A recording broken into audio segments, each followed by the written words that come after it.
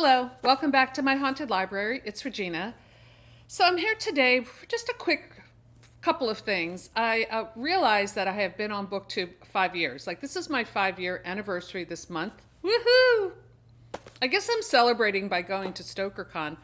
5 years ago, I can't believe it was that long, and I thought I was old then when I started. So yeah, but keep on keeping on. I did go to BookCon.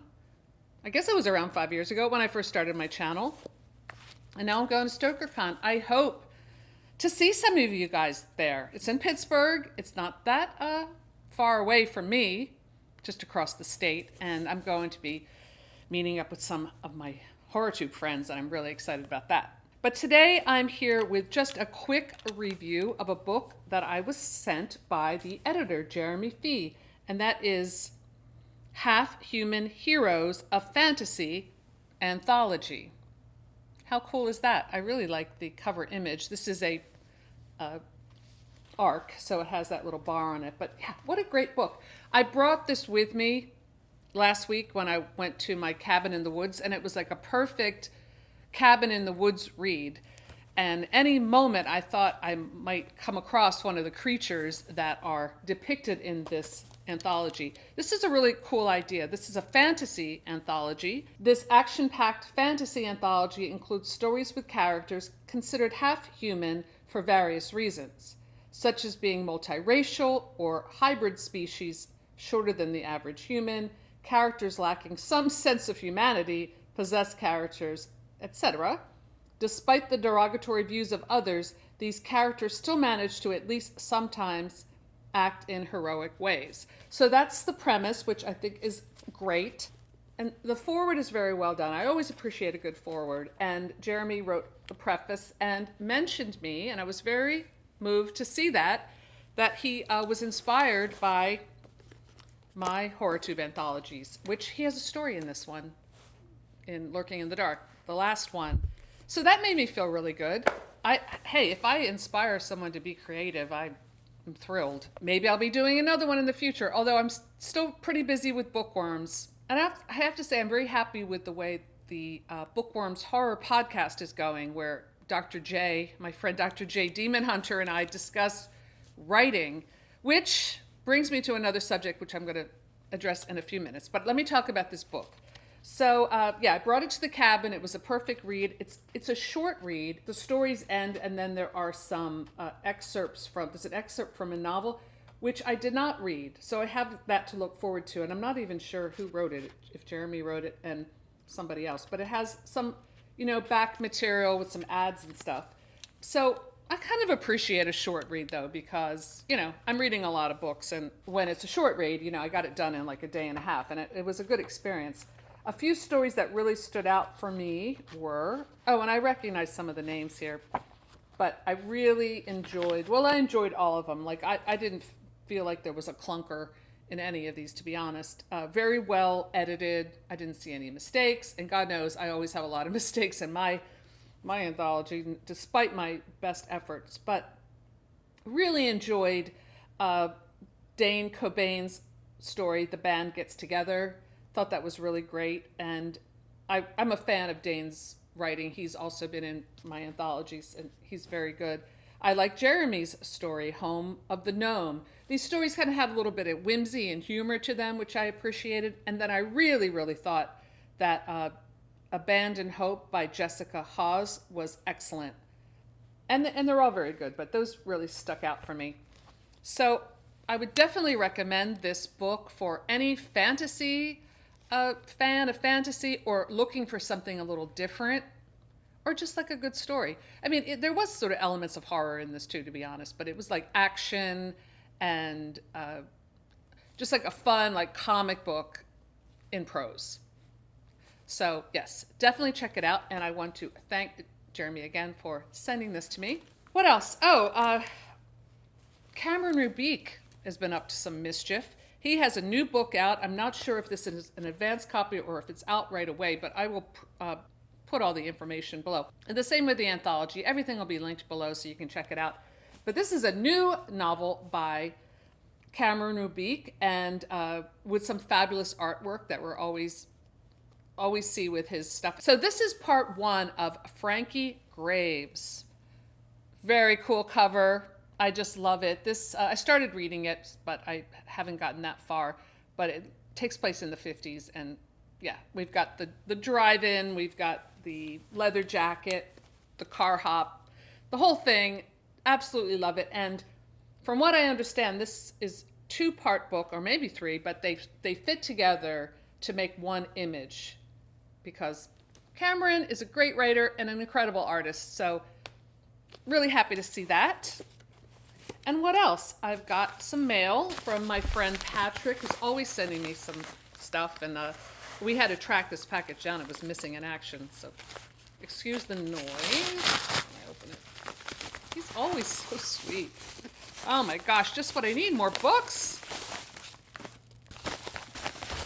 Lovely card, as usual, with a butterfly. This is lifting my spirits, it really is.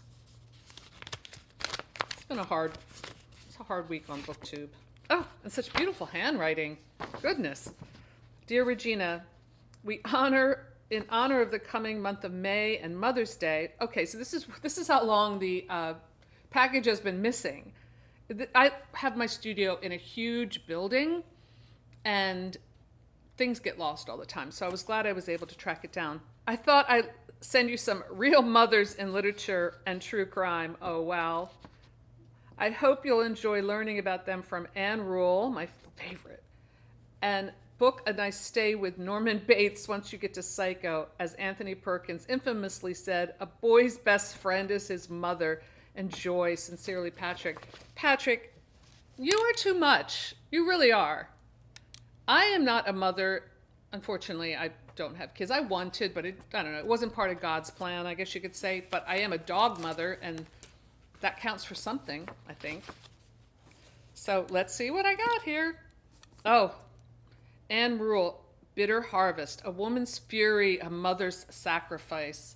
Well, you know, one of my favorite Anne Rule books is Small Sacrifices, and about Diane Downs, and she was one hell of a mother. Let's see what this lady did.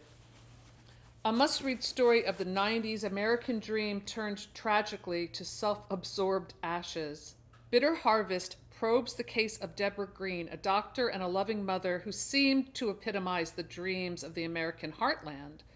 A small-town girl with a genius IQ, she achieved an enviable life, her own medical practice, a handsome physician husband, 3 perfect children, and an opulent home in an exclusive Kansas City suburb. But there's always a but. When a raging fire destroyed that home and took 2 lives, the trail of clues led investigators to a stunning conclusion.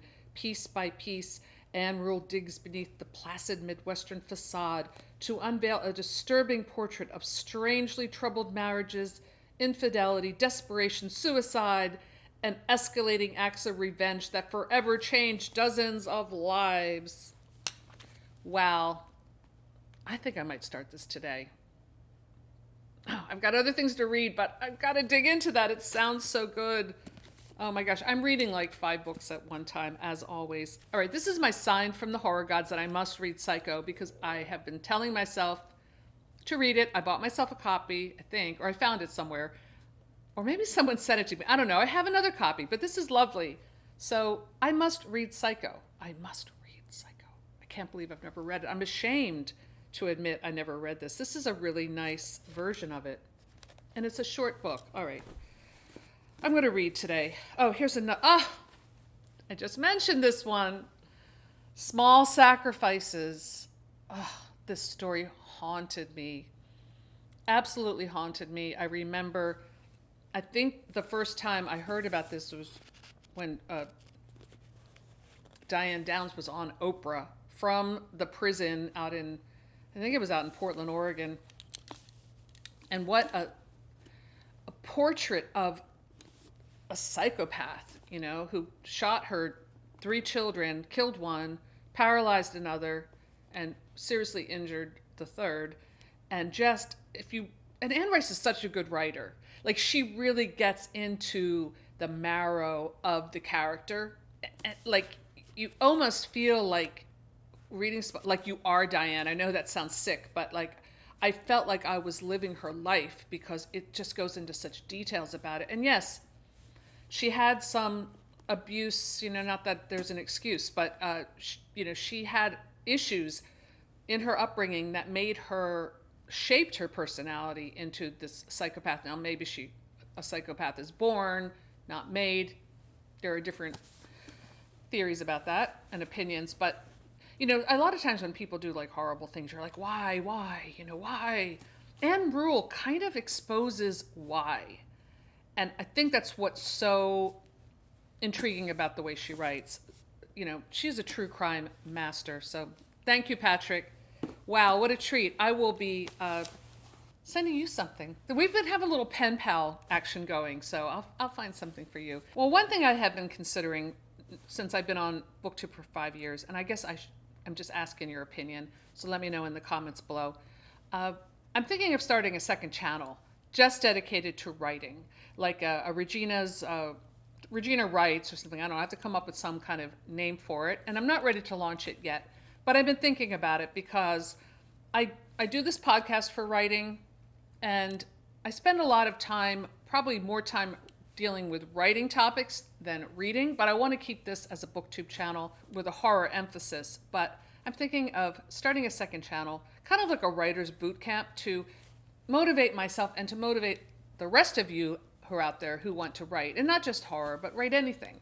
So let me know in the comments below if you think that's a good idea, and be honest, and if you would tune into that. I would love to hear your thoughts.